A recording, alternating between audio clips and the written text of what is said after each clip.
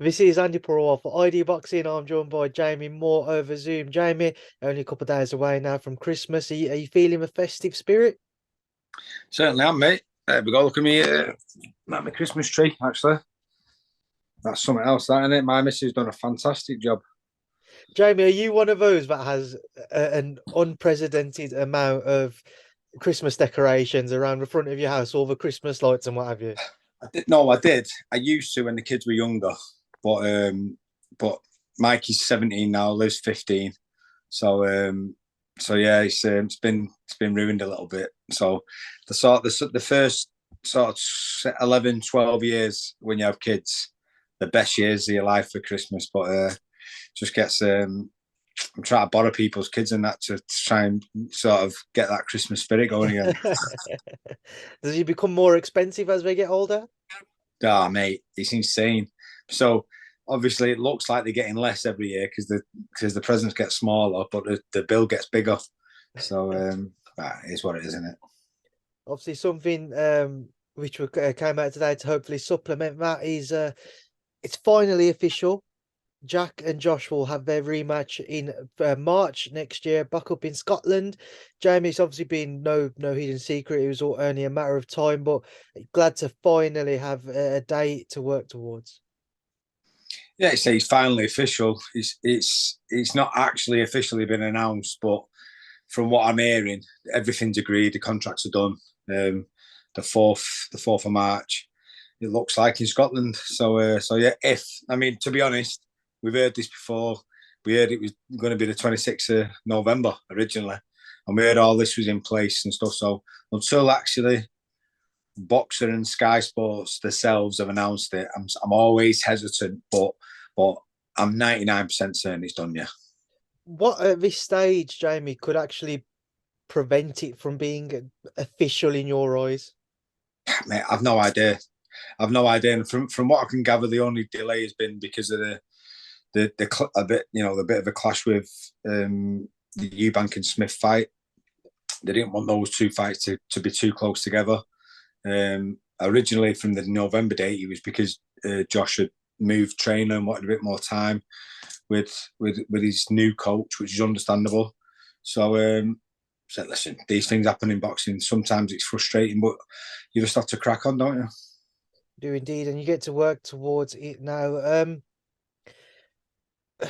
Going back up to Scotland, Jamie, I imagine it wasn't the first choice of yourself, of the team, and of Jack's, but do you have any concerns about that? Have you spoken about trying to make sure you have more neutral judges and what have you? No, I mean, listen, we can keep banging on about what happened last time, can't we? But it really won't get anywhere. And I'm a big believer in everything happens for a reason. I always like to follow my gut instincts. And as soon as they started talking about it maybe looking like he's going to go back in Scotland, I didn't really have an issue with it at all. And the main reason being, it was great up there last time. Everyone was really welcoming. I know there's been a bit of stuff going on in between controversies and going back and forth between Jack and Josh. But the amount of messages I've received since the fight, the vast majority of them from Scottish people, basically generally saying the same thing. Listen, I'm a big Josh Taylor fan, and I'll always support him, but he didn't win that fight. And I hope he rematches Jack because we think he can do better in the rematch and stuff like that. So I don't expect us to get a bad reception. It's probably going to be about the same as it was last time, which was a little bit hostile, but nothing too horrendous. And the only thing I think, which in my eyes is a positive, is that because of the result last time, the judges will be under more scrutiny.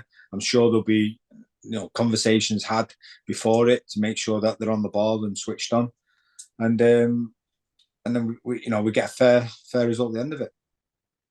Jamie, I know after the first fight there was plans to try and get that rematch on as quickly as possible, but do you have any regrets now, because it will be a year between the two fights, that maybe you wasn't able to have somewhat of at least a tick over for Jack just to keep him sharp? Listen, hindsight's great, isn't it? if we had that before we knew it was going to happen, everyone would make different decisions.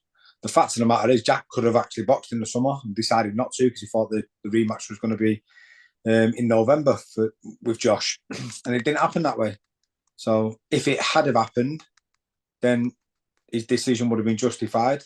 It hasn't happened, and now he can go, "Oh, I wish I'd have boxed now," but that can't be changed, and we didn't know that at the time. So yeah, I don't think there should be any regrets and stuff like that because you really don't know if it's the right decision or not at the time. There's only time in between which can tell you if that was the case or not. Now, I've recently done an interview with Jack, which is due to go out tomorrow, and I spoke to him about how personal he finds this rivalry now. Jamie, from being as close to him as what you are as his trainer, do you see a difference in Jack? Do you see him noticeably feeling more frustrated when maybe he hears Josh's name, more of a frustrator, more of an anger towards him that he wants to take out of him the second time around? No, I don't. I've never met anyone who's more laid back as Jack in my life, and and that's how you've got to be. You know, if you're gonna be a professional athlete at the highest level, you can't allow emotion, anger, stress, emotion basically. You can't allow those things to come into play because your opponent's already got one up on you. Because the reason you're at that level in the first place, obviously, number one, you've got a high amount of skill and work ethic and dedication. But the small little 4, 5, 6%, which can make a difference in the end, can come down to things like that. And Jack being the way he is allows him to be able to perform in that cool, calculated sort of way under pressure. No one knew the answer to that question, in all honesty, until he was in there with Josh, because I understand there was a big question mark over whether he'd be able to perform at that level. He'd never been there before, but I was so confident that he would be able to because of my experiences with him over the years, and so he came to prove it right. And with Jack doesn't have to get into. Listen, of course, he was aggrieved at the time, but I've said this a few times. 3 days later, when I rang him just to check in on him, see how he was, could tell in his voice, his mindset had changed. He was like, "Listen, we can't change what's happened. Let's just get the rematch done." And it took a while for it to happen, but we're here now, and they're both in the same boat. Let's be honest. They're both not boxed for a while, and Jack hadn't boxed for 17 months before the first fight. So he's actually more active going into this fight than he was the first time. Jamie, I also went and saw Josh is probably a week and a half ago now, and he's very much so got the bit between his teeth. He's got that fire back in his belly, which maybe he didn't have heading into the first fight. Yeah. What do you expect different from him? Never mind the fact that obviously he's teamed up with Joe McNally, but on that note, seeing him being a lot more up for this fight this time around, do you expect it to show in his performance on March when he comes around? We'll never know the answer. I think people can say stuff, can't they? Josh can say, "I wasn't up for it," and I'm not saying he was or wasn't. I'm just saying anybody can say he was or he wasn't. His demeanor and his body language before the fight would say to me that he was up for it. He was when you see the gloves are off, stuff where they sat down talking, stuff at the weigh-in, things like that. It to me seemed like he was up for it, but we have to take his word for it that he wasn't. I 100% will be going into this training camp going, we have to take Josh's word that he wasn't at his best, and we have to understand or expect that he's going to be better. But that's what we did in the first fight. The first fight, we prepared for the best possible Josh Taylor. There was rumours beforehand about his weight and stuff like that. But I said, I'm not interested. I'm not paying into that because we have to expect him to be at his best. So we've already prepared in our minds for the first fight for the best Josh Taylor. I always felt and believed Jack had what it takes to nullify and beat Josh at his best. I believe he was able to perform at his best. But I also believe Jack Catterall, like he does with everybody, he makes you box his fight, and that's the sign of a top class fighter. He's making you box at his tempo. You know, he punches a lot harder than his record suggests, so he gains people's respect. And listen, I've no doubt Josh is going to be better, but I've no doubt Jack's going to be better as well. Because don't forget that thing of he was a bit, you know, he was unknown beforehand. It was also an unknown for Jack to go in there with Josh Taylor, but yet he knows more about Josh Taylor this time going into the rematch. So it works both ways, and I think we're going to see a lot better Jack Catterall this time. I was going to lead on to my next question. Obviously, we saw in the first fight, Jack dropped Josh, never really capitalised on it from that point, and maybe in those latter rounds as well. Jack kind of took his foot off the gas, shall we say. He didn't necessarily capitalise on the earlier success he had in the previous rounds. Going into this fight, does he have to be more aggressive? Does he have to maybe search for more of a conclusive finish to the fight? Everyone, 99.9% of people think Jack Catterall won the fight. So why in a real, honest, open world, why does everyone think that Jack's got to do more this time? You know, I really don't like the saying when people go, you know, if you go into someone's backyard, you've got to snatch the title away from them. You know, you've got to win it bigger. If you win a fight, you should win a fight. That's it. And you know, look at Josh Warrington and Lopez. That was as close a fight as you could have asked for, and I wanted Josh Warrington to win, obviously, but you know, take aside it was Josh Warrington. If that was any fighter in their own backyard, I actually like the fact that decisions don't always go to the home fighter, because that to me is an open and honest judging system where it doesn't matter where you are, where the fight takes place, it's just scored correctly, like they feel like it's good. And that's all we ask for. That's all we ask is that it's open and honest, and people score the fight as they should. And you know, maybe the judges on the night last time was going, we all expect Josh to win, so you know, if there's not much in that round, then we're going to give it to Josh, even though Jack should have won the round. A lot of Jack's best work is subtle stuff. You know, he's very good at walking people into shots. So maybe it's not as eye catching, even though if you look back through the fight, all the eye catching shots in the fight came from Jack. You know, I'm not saying Josh didn't do any good work. Of course he did, but I'm talking about the eye catching stuff. If you're sat at Sky Sports at the editing desk and making the highlights from the fight, you're going to pick out more of Jack's stuff than you are of Josh's because it stood out more. So, there's been loads of debate, haven't there, about the scoring system and can we improve it? Why have we got a 10-point must system if we don't utilise the actual 10 points?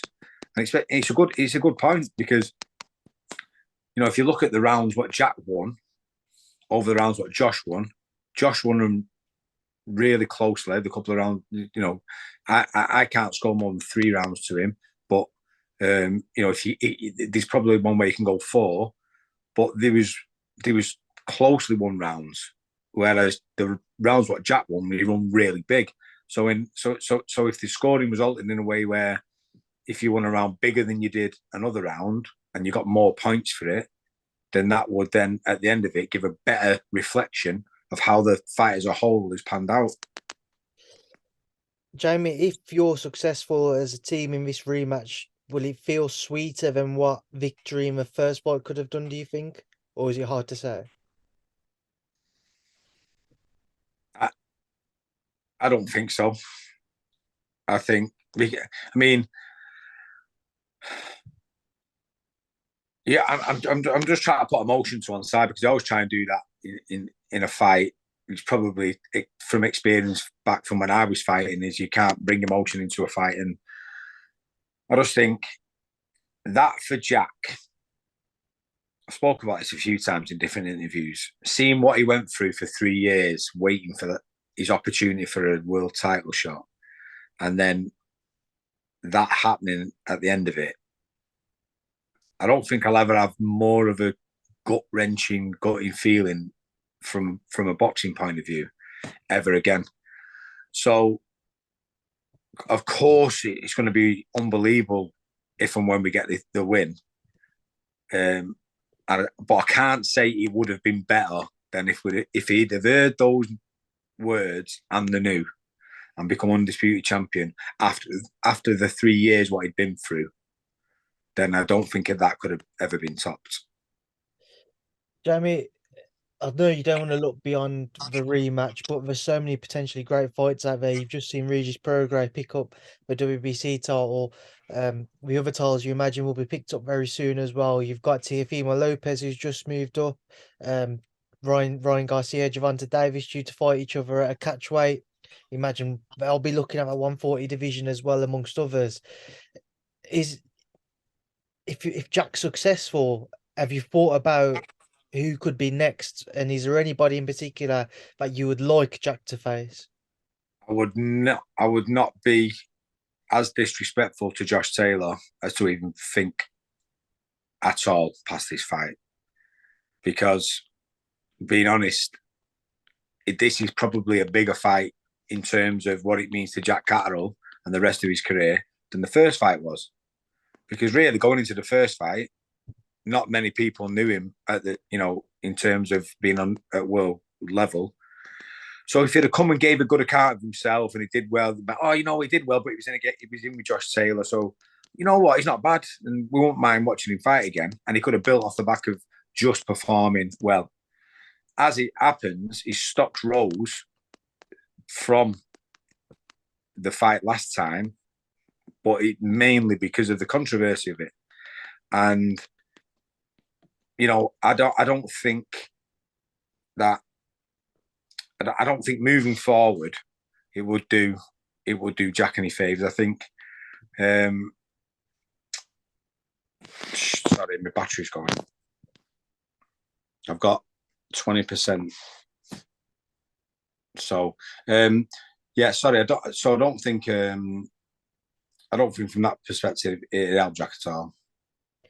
Damage, you've got 20% battery. We'll start moving on and working through other things. Chantelle Cameron.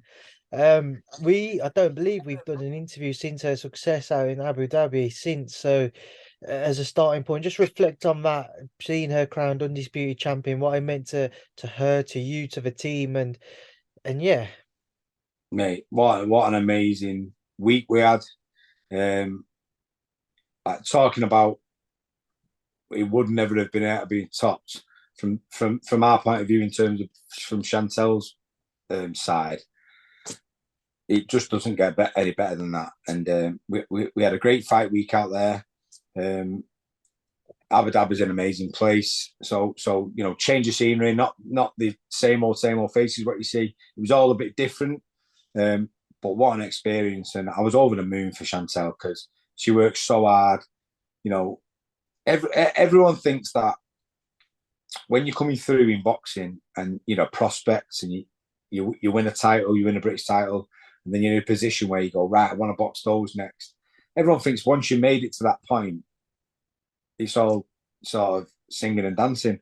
And at every stage in boxing, you get frustrated. You're not getting the fights what you want. Chantelle's an undisputed champion now, and we're trying to sort of work out which direction she's going to go in the next fight. And it's still not all plain sailing, And even so, before the McKaskill fight, it should have been Callie Reese, and that fight couldn't happen. So Callie's not in the best health apparently at the moment, so that's why she can't box. So there's always politics involved. There's always some type of obstacle, regardless of whether you're doing a 4-rounder and you're trying to get on the TV slot and you've not sold enough tickets, or whether you're undisputed world champion and you want to fight a big fight against, a Katie Taylor or Amanda Serrano, and for whatever reason, there's politics involved and it can't be made. So there's always frustration and there's always roadblocks and things to come. So it's hard. It's hard to enjoy this sport what you love. But I tell you what, them moments they come around few and far between, and that's why you've got to embrace them when they do.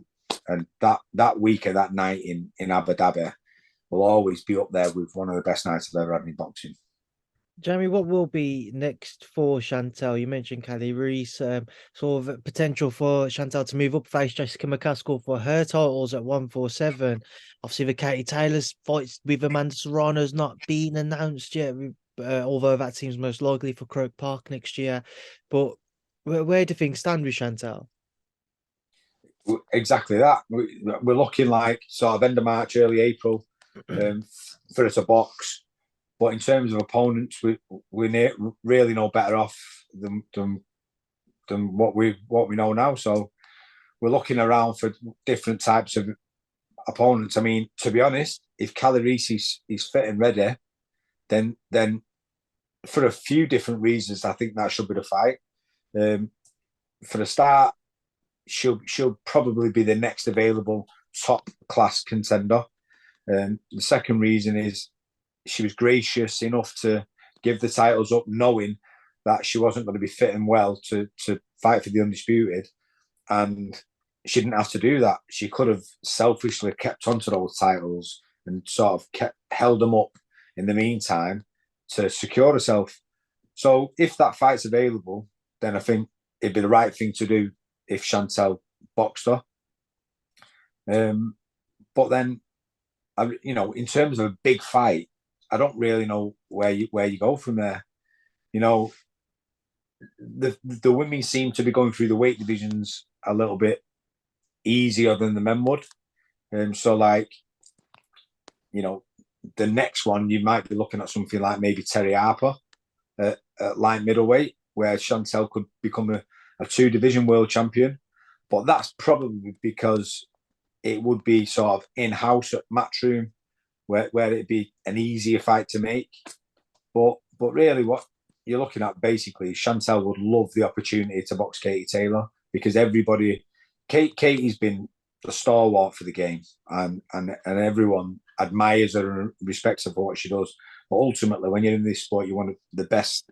If you're classed as the best, you want to fight the next person who's classed as the next best, either at the weight down or the weight up. And I think it'd be a fantastic fight. But I understand the Serrano rematch comes first because of the epic fight it was last year, or this year still. But I understand that that's got to take the forefront. But Chantelle, if that fight was on the table for Chantelle, she'd snap your hand off for it. Jamie, this past weekend, an unsuccessful one for Rocky Fielding. It was a bit of a strange one as well. Obviously, we saw him miss weight by a pound on the Friday, turned up on the Saturday, and just didn't really seem to be able to click into gear for him. Dan Azeez always in control of the fight.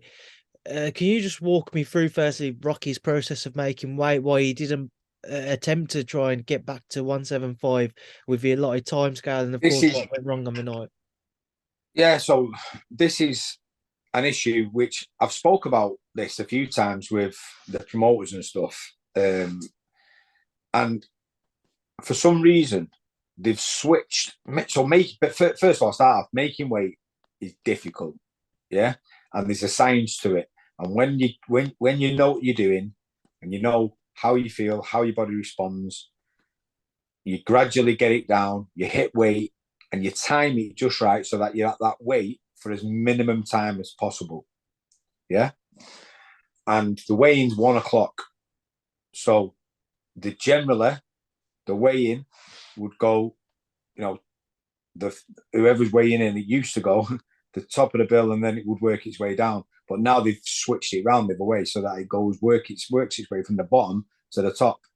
So it needs to be more organized, in my view, for health reasons, because if you're getting told to get to a weigh-in at 1 o'clock, Rocky didn't get on the scales, so I think it was 135. Now, another half an hour on the weight, when you have got it to the point where you know how to gradually get it down, and usually you would be on weight for about half an hour. So If that then turns into an hour and 15 minutes, that's over double the amount of time you're there. And then your body starts to panic and doesn't respond right. So he struggled to get the weight down because we had 5 weeks' notice. We got him to a pound away from the weight, and I said, listen, we've got to go because you've got to get on the scales at 1 o'clock. And then you'll be given an hour. So he said, right, let's do that.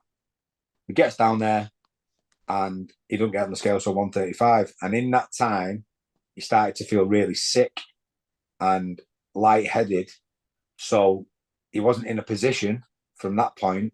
It would have been healthier for him to try and make weight and take more weight off from that position. So that's why he made that decision. And, you know, I'm a big advocate of making sure you make weight safer.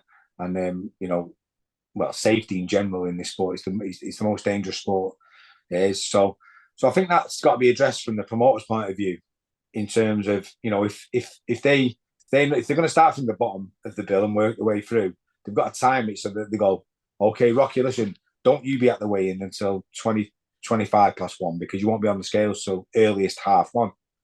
And then that way you can time it better to make sure. We had the same issue similar with Carl Frampton in Las Vegas when he boxed in 2019. They had us at the weigh-in for nearly an hour and a half before they got on the scales, and he was nearly being sick and stuff. It's hard work making weight, so they have to understand promoters and the whichever board is in control of who's overseeing it. Leaving a fighter sat around for half an hour, 45 minutes, even an hour sometimes, can really have a detrimental effect to the way they're going to respond after the weigh-in and stuff like that, which could then have a knock-on effect to the way they perform. Going on to the way he performed, one thing, Jamie, you've always received, and Nigel as well, is the kind of a compassion that you have for your fighters. If it's not quite going right, you threw the towel in. I think most people would agree it was the right decision as well, with that in mind, because of the way the fight was going. Would you say that it was obviously because of the making weight issue that Rocky wasn't quite able to perform on the night, or was Dan Azeez just maybe a level above? Was Rocky not able to get up for the fight? What would you put it down to? Well, again, there's a few different factors which come in. You know, you've got to look at Rocky's 35 now. So he's not been boxing actively at a high level for the last few years. 5 weeks notice for the fight, or 5 proper weeks, which is not ideal when you're making weight.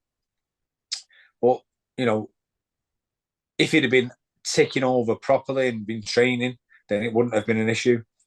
So there is those aspects. I don't think you can take away the fact that Dan Azeez performed really well and is a good, solid, all-round fighter. Doesn't do anything spectacular, but he does everything really well. He's a good, solid, all-round fighter. And but I like him. I've got a lot of time for him. He's a nice guy. He's a good guy. So I think the facts, the 5 weeks notice, the struggle with the weight, him being 35 years old, him not boxing at a high level for the last few years, I think all those was factors contributing to it. And you know, we'll have to see where he goes from here. But you know, if he never boxes again, he's had a fantastic career. That's going to be my next question. Have you guys spoken about that? I met Rocky today, and he doesn't know what he's going to do. He's going to give it Christmas and New Year, spend it with the family, and then make a decision. But whatever he decides to do, I'll stand by him. He's you know, we go back to Oliver Harrison days, and you know, it's a family affair, and you know, I love him all to bits. And you know, he's disappointed that he couldn't perform to the level he knows he can perform at, but he needs to try and understand or decide whether that was because of the weight making, his age, and stuff like that. You know, whether it's just time to hang him up, or whether he feels like he can you know, give himself a longer camp maybe and do better. Jamie, just before I let you go, I'm wary of your phone dying on you any moment as well. Just a few other topics to quickly run through. I'm sure you've seen that Anthony Joshua has been out in the States, bouncing around from gym to gym, working with different trainers. I was trying to get your Yeah. thoughts on it now as a former fighter and now as a trainer. What do you make of him doing this for the second successive camp, effectively? Um, it's not something which maybe some people would agree with. A lot of people have commented thinking he should be a bit more settled at this stage of his career. What are your thoughts on it? Yeah, I agree. I agree in many respects. I think trust and consistency in training goes a long way with fighters. They thrive off routine, and they're all obsessed with knowing what they're going to be doing. And I've no doubt he will learn stuff from going to different, world class, well experienced trainers. That you've got to get to the point though where you go, okay, I'm well educated now. At what point do I start to put this into practice and not just keep educating myself? I was thinking about this the other day actually. Someone asked me after the fight about it, and I suppose I was sort of thinking. I suppose it's like going to university and keep going to university and learning about the same subject but different areas of it.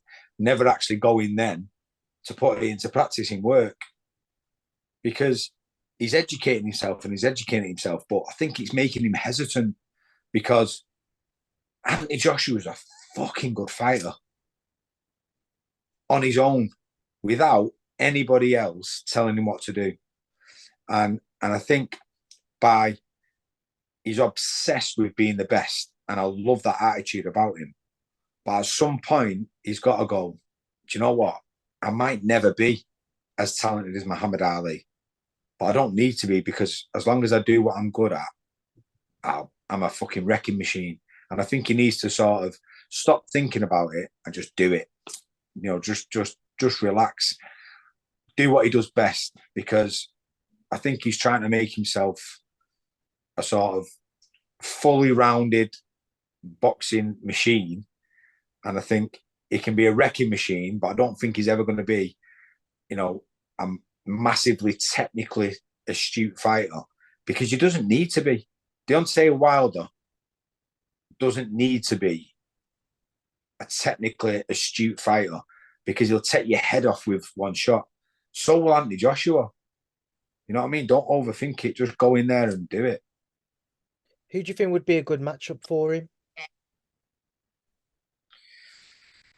I don't. You see, because I think this is more psychological with AJ than it is a technical issue. So I think he needs to have a bout where there's less pressure, where he can just sort of relax and find himself again. I think he needs to find himself again, because if he goes in there in a big fight, he's going to be obsessed with his opponent and overcoming them. And I think more so at the moment, he needs to overcome himself in terms of the mental block, because if he can get past thinking about what he does and just go in there and do it, I think he's halfway there. So I'd like him to be in a 10-round fight against, someone in the 10, 15 in the world, maybe someone durable, and just someone who he can go and be in there and be himself against. Away from AJ, sticking with the heavyweights, Fury-Usyk very much so seems to be ever closer. Just a matter of a kind of an official announcement, it seems. Jamie, when it comes around, what are your thoughts?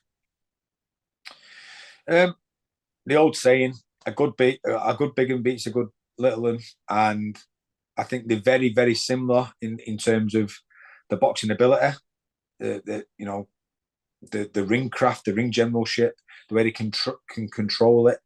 It's just that Fury's got so much more attributes in terms of height and reach and size. So I just think that he would utilize them against him as well. That using his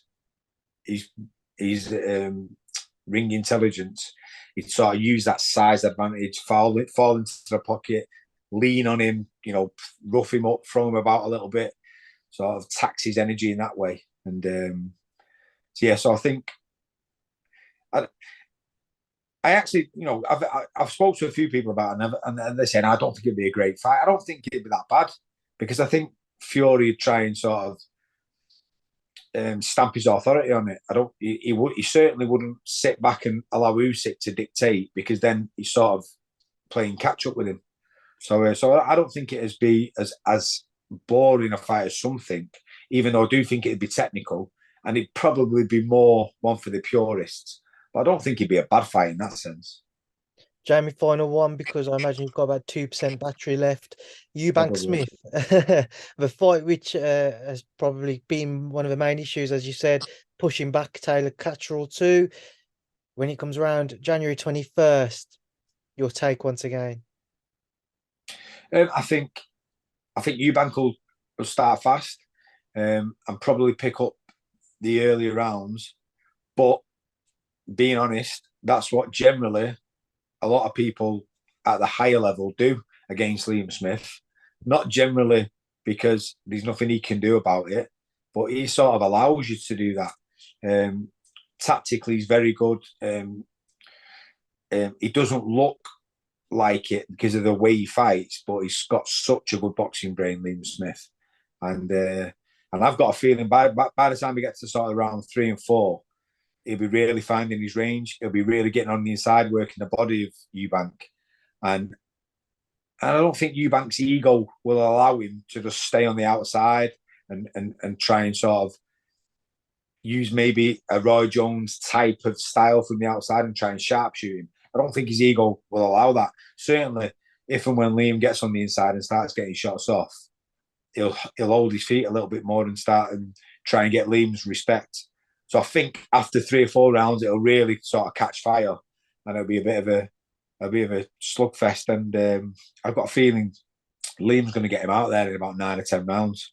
I think Eubank's got such a good chin, so I don't think it'd be. I don't mean to. I think he'll get him downstairs. He's a unbelievable body puncher, Liam Smith, and I think with experience and maturity, he's found a style which is perfectly suited to him, where he makes people fight his fight.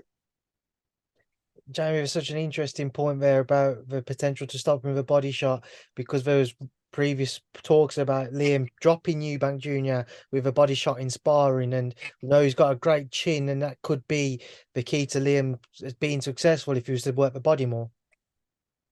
Yeah, there you go.